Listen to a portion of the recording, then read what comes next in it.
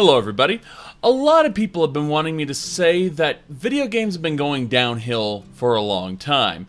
And in certain respects, I'm willing to agree with them, but overall, I'd say that video games have actually been progressing naturally toward the direction of mass appeal. Specifically, mass market appeal. This means that the core audience, back during my generation's childhood, or even a little bit later, they are now a niche audience that's completely detached, because the core audience is now pretty much everybody who has ever picked up an Xbox controller or a PlayStation controller. You can't expect classic RPGs in the old style anymore.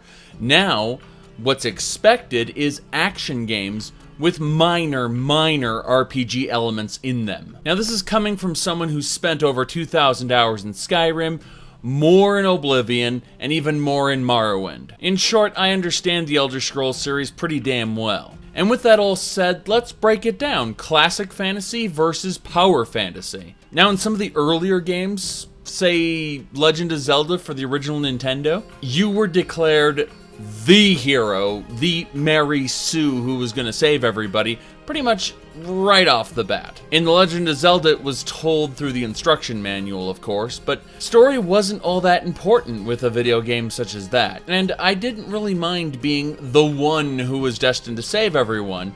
But then I got introduced to the few video games that subvert that idea. The games that do subvert it are the ones where you aren't necessarily a predestined hero, you are a slim hope, and everyone's pretty sure you're gonna die, or it's a case of, nobody saw you coming, you just decided to be a hero, things like that. It's a case of, in the first Elder Scrolls game, the backstory says you were a random member of the royal court who was imprisoned for speaking against the emperor.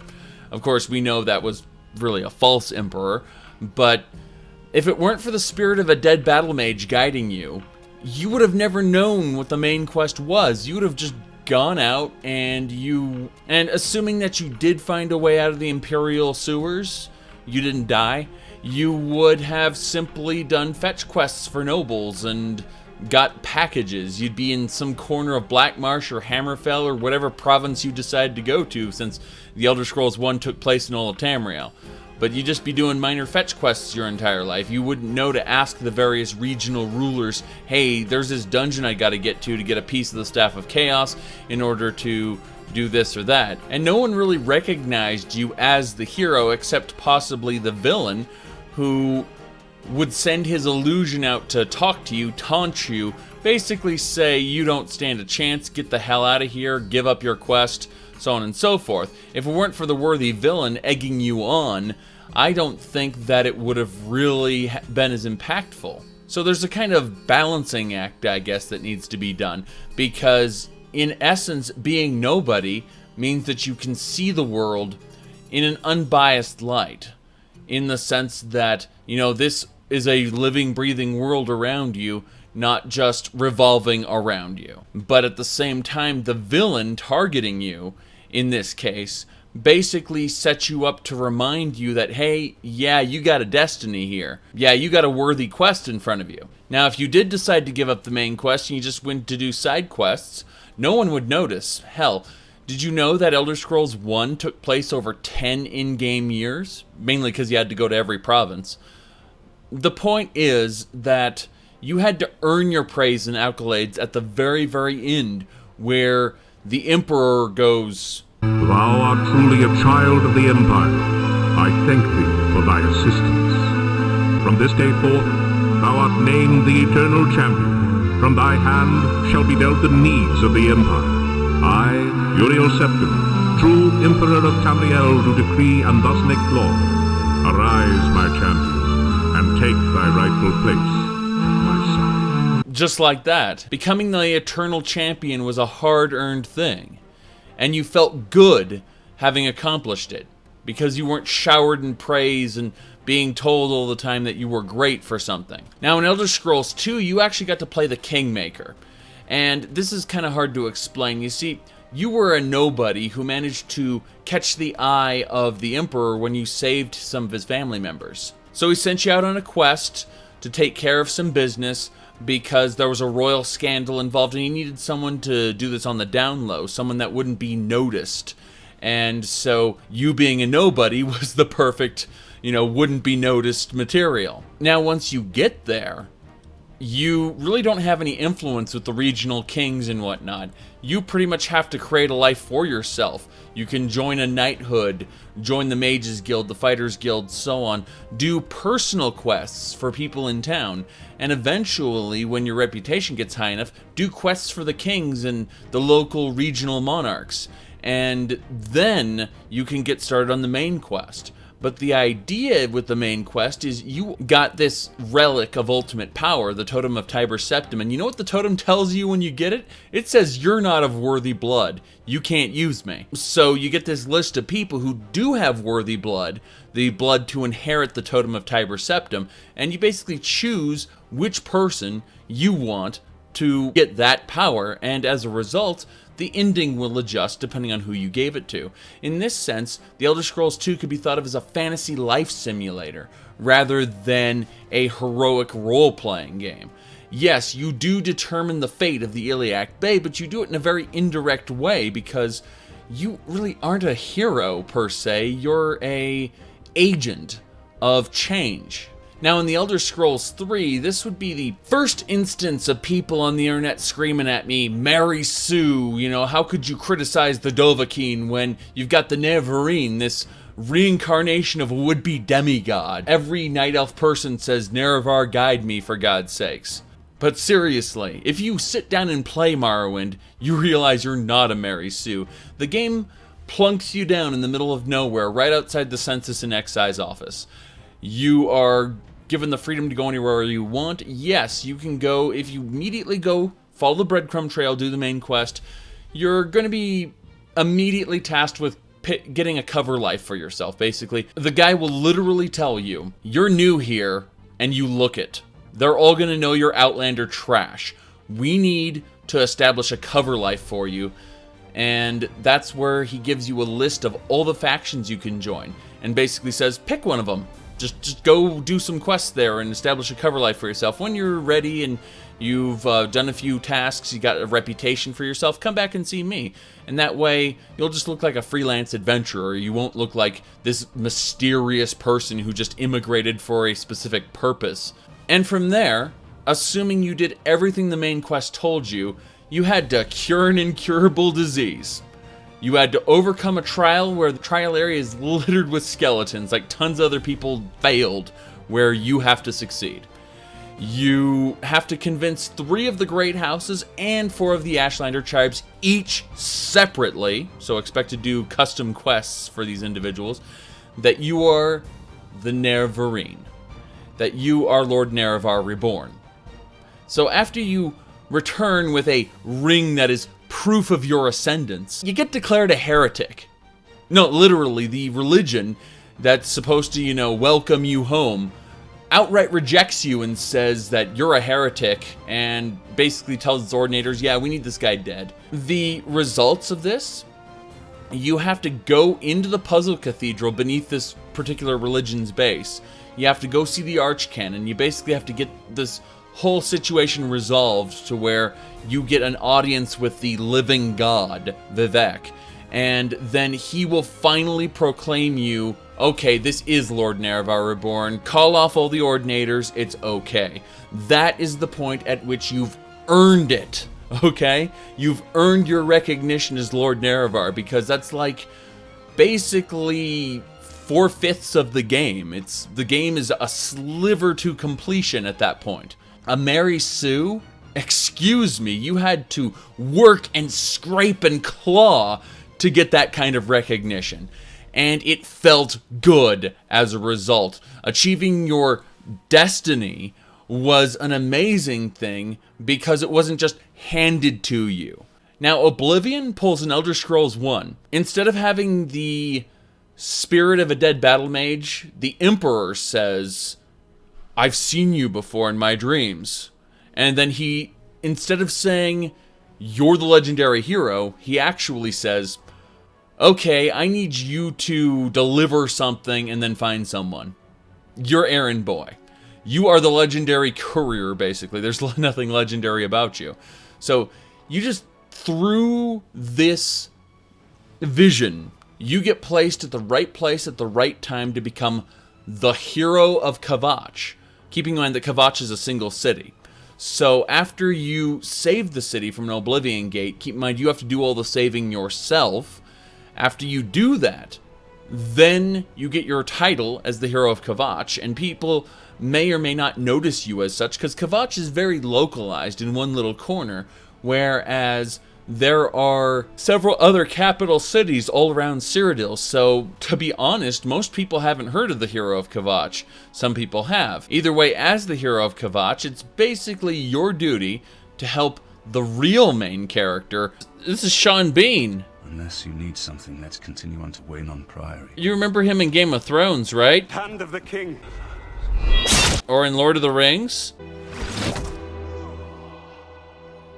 As Sean Bean's sidekick and escort and go-to guy, you more or less are declared the champion of Cyrodiil. Champion meaning, you know, the real hero's right-hand man. But the real point of it is that, once again, in Oblivion, you know, you get these titles, but the titles are proportionate to what you do. In other words, if you want to become the Arena Grand Champion, you have to fight through the entire arena. If you want to become Archmage of the Mages Guild, you have to literally get a recommendation from every Mages Guild hall just to get admission to the Arcane University. And once you're in the Arcane University, you have to do several quests in order to finally succeed as Archmage. It's the same thing with Morrowind. Each title that you want to get for yourself, you have to work for it. And that makes those accomplishments, those declarations of herodom, feel that they're worthwhile. Now, the same people who yippity-yap about the Nerevarine in Morrowind, those same people also yippity-yap about you becoming Lord Sheol-Goroth, Daedric, Prince of Madness, a living god, as it were. There's something you have to understand, that declaration of you taking on the mantle of Sheol-Goroth happens at the end of Shivering Isles. You have to finish the main quest of Shivering Isles. So you had to, again, work for it. It's not just, oh, you are Lord Sheol-Goroth. No, it turns out you're Sheol-Goroth's lackey who he's actually setting up to replace him. A revelation that doesn't come to you until a little bit later on. So now we compare all of that to Elder Scrolls V, Skyrim. Alright, so you start off as a nobody in Helgen Keep. And Helgen Keep could have been better if you watch my What If Skyrim Was Good video, specifically episode 2. You definitely know what I'm talking about when I say that Helgen could have been better, but we're going to ignore that. So, Helgen was good. A breadcrumb trail will lead you to Whiterun, where you'll get the Dragonstone of Bleak Falls Barrow. A decent quest, you know, you're not treated like anyone important, but up to this point, I was fairly happy with the game. Then a dragon attacks. The town guards can kill the dragon for you. You can be one of the most incompetent players possible, but unless you've installed mods, that dragon's gonna die by the town guards. And so you basically having accomplished fuck all, because maybe you had it on low difficulty and you swung your sword at the dragon a bunch and killed it. Maybe you went AFK in the tower and just stood there as the guards killed the dragon for you. Either way, the dragon, upon dying, shouts, "Dovahkiin, no!" and has its soul absorbed by you. At which point, the guards run up to you and say, "You're Dragonborn!" So in under an hour, the game has proclaimed you this legendary status, something that the other games had you claw and scrape and work for. It's just presented to you on a silver platter. Here's your Dragonborn! And then the Greybeards shout, "Dovahkiin!" So you get to see the Greybeards. They see no one. They keep their monastery locked up. No. Not only do they see you, but they basically worship you as the Dragonborn world's only savior, while simultaneously treating you like an idiot and yabbering about how Akatosh and this and that. And you're exempt from all the rules, but we're totally going to judge you anyway, you know? So at this point, you know, the side quests will treat you like you're nobody still. And that's ambiguous, it's dumb, whatever. The main quest is still going to be like, Dragonborn, Dragonborn, Dragonborn, Dragonborn. And it's kind of stupid. This disconnect is an inherent flaw in open world RPGs with this power fantasy concept in it. And let me be very blunt. Skyrim is the only game in the series that really drives that power fantasy just right in there. Just jams it in right at the beginning. The others, you can work up to it. Again, Oblivion, you know, is kind of overt with its, I've seen you in my dreams. Doesn't compare to the egregious thing that Skyrim did. And you can see in newer titles like The Witcher 3, for instance, they subverted it by making the character very well known, but at the same time disliked by the masses. This is best by showing when you meet the king. When you go to Nilfgaard and basically speak to the king, what ends up happening is they make sure that you're well shaven, they make sure that your clothes are proper, they force you to learn how to bow properly to the king, and all of this because you're trash and you're about to meet the emperor, king, whatever. This is a real example of showing over telling, because instead of just running in right up to the Jarl and saying hello, they stop you and be like, whoa, whoa, whoa, you're not going in there yet. You got to get yourself cleaned up, looking right. We're going to learn how to bow and everything. You see what I'm saying? Is they built it up. They made sure that the world was bigger than you. That's a very huge distinction about older games to newer games. Older games, the world is always bigger than you. Newer games, the world revolves around you. In The Witcher 3, despite the fact you're on kind of tenuous terms with this ruler, the ruler does know you from previous exploits. Now, when you get out onto the streets, however, he's just a witcher. Literally, you try to talk to a random nobleman, he's gonna hawk a big one up and spit on your boots, because he doesn't want anything to do with a dirty witcher mutant scum, lowborn freak. See what I'm saying is, despite being the main character, you're kind of treated like shit, and there's a reason for it. It's because witchers do the job they're given. Like, Geralt is not heroic for the sake of being heroic. He might have a personal stake in some of this stuff, but ultimately, you know, all his side jobs, all his quests, all these things, because he wants to get paid. Eventually he gets roped into a main quest, yes, but you'll find that most of what goes on is all to either satisfy a personal vendetta, which is Ciri, or to have more money. And those are pretty much his primary driving factors. Now, seeking out heroism isn't something to be ashamed of. Earlier games did it, as I said earlier, as long as you can earn the accolades you get. The main character in Skyrim and so many other games now are just raw power fantasy. They take themselves way too seriously, despite the fact the player has done nothing to earn it. And if the player has done something to earn it, the level of reverence you get, riding on the fact that you are a predestined super savior person, not that you have earned it yourself. Now, if you've seen Japanese cartoons like Sword Art Online, for example, it becomes very apparent why younger people love it. You're in school. I'm talking about like the average kid. They're in school. They may not be talented or popular. They don't feel like they can really stand out. So they see a character that instantly does it all right. That this guy is so cool. You know, it's like the classic superheroes when they were first being introduced. Why adults look at all the pre-Marvel superheroes and go, yeah, nonsense.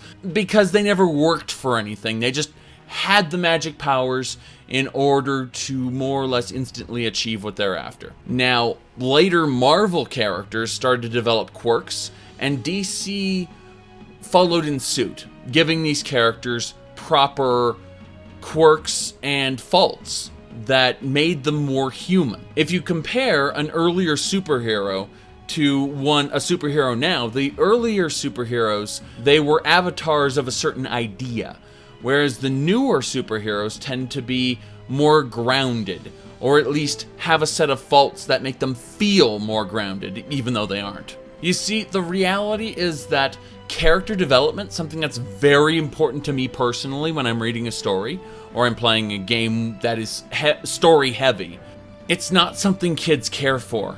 Kids want instant gratification. And I'm certain now that more and more games are being designed for kids, even if they're being labeled M for mature.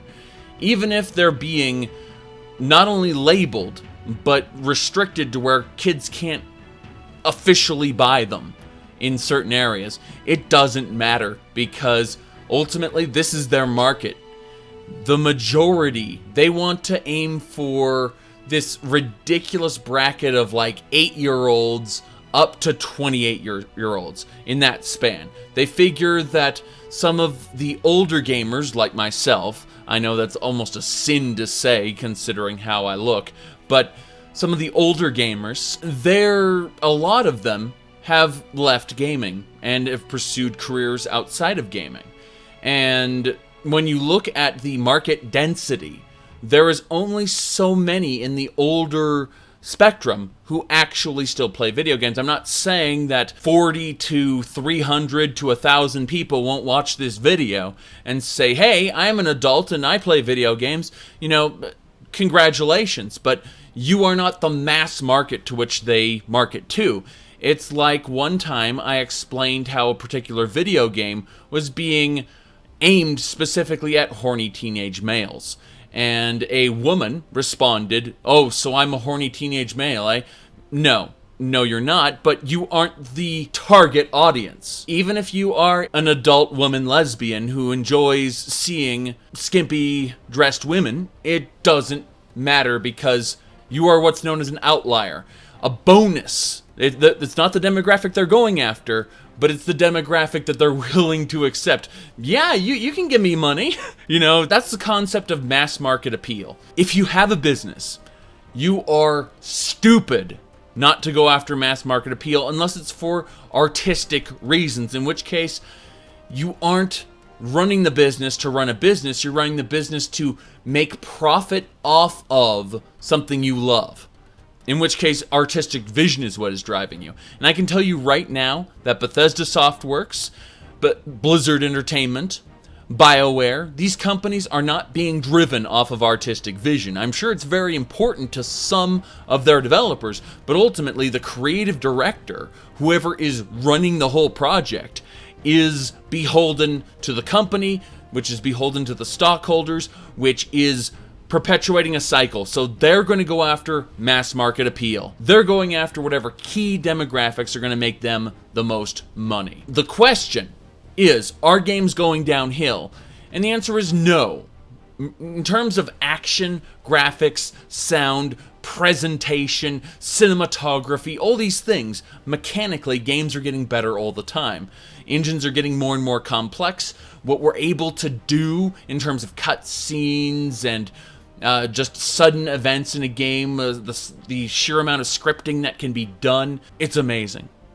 But at the same time, these games are being designed for stupid people and or inexperienced children who don't appreciate character building as a goal. These are the same people who look at a game, you know, one of the older games where you actually have to fail in order to learn, where you're not expected to instantly succeed and have the answer handed to you on a silver platter. In these older games, you die because you screwed it up, and you didn't know why you screwed it up necessarily. You had to break it down and figure out exactly what you did wrong, and then after the 7th or 8th death, you managed to pull through and win because you figured it out.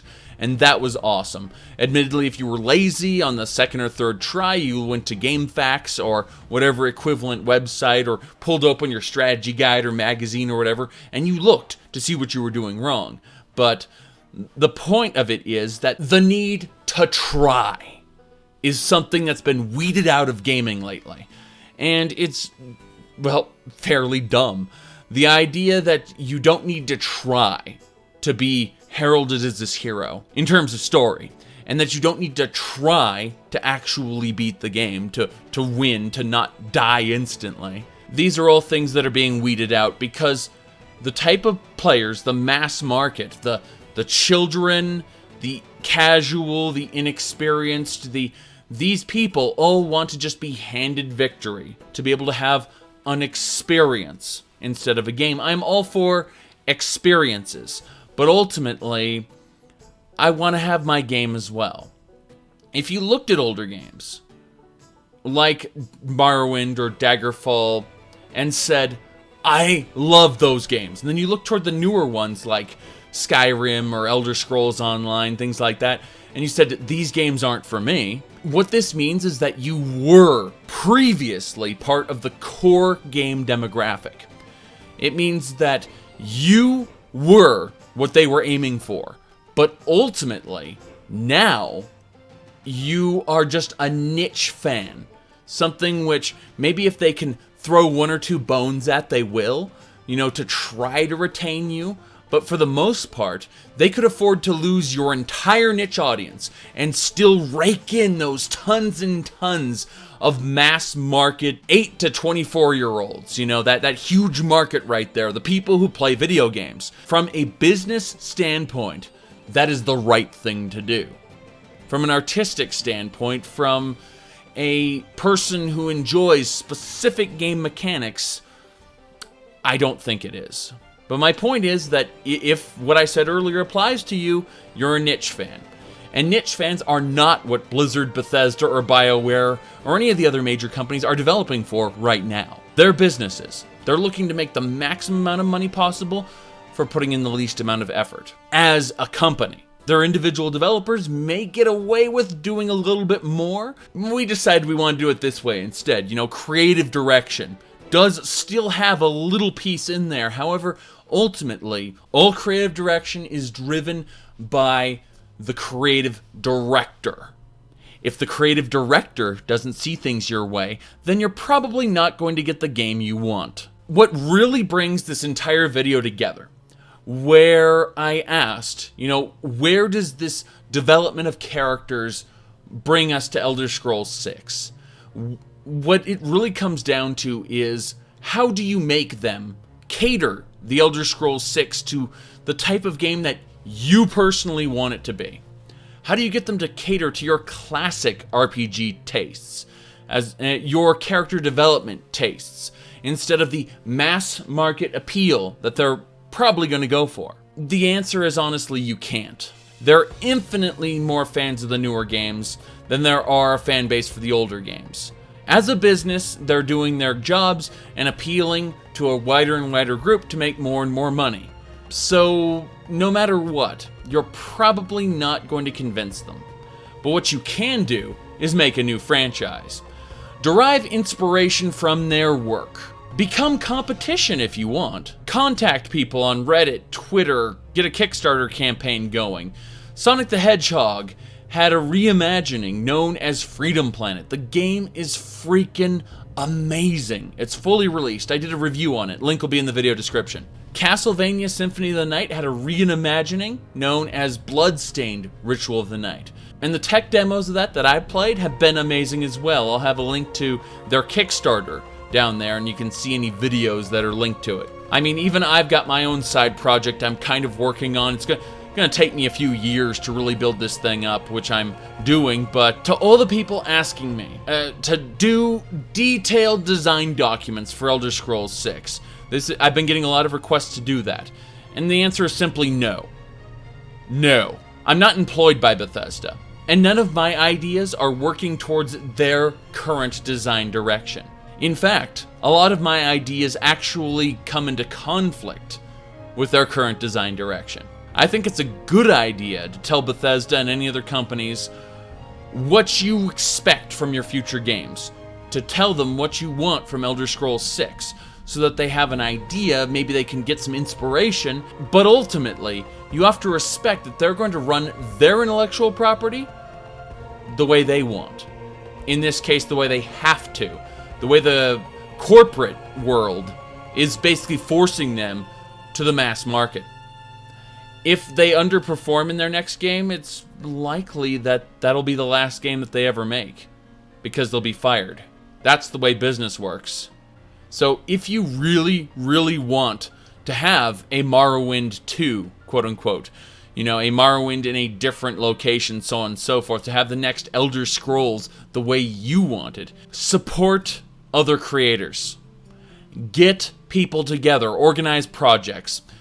Get an alternative that doesn't use Bethesda's intellectual property. Become competition to them. And keep your eyes peeled, because eventually someone's going to come out with a rival game that is like Daggerfall or like Morrowind.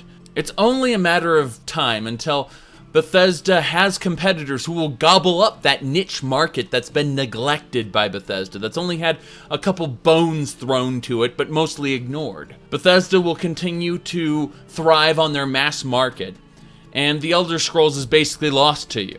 But remember, competition breeds innovation, which means that if you get a Daggerfall or a Morrowind-like game that is its own intellectual property, that is legally distinct, if it gets popular enough to show them that maybe they were wrong in going to their current direction, then they would have second thoughts.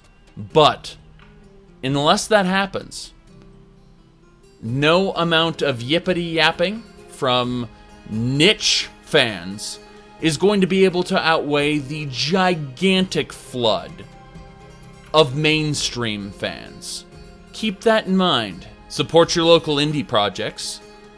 If not financially, then through voice acting, through simple ideas typed out into subreddits, whatever. That's how we're going to affect change. Either way, thank you all for watching. Check the social media links for more content, and I will see y'all next time.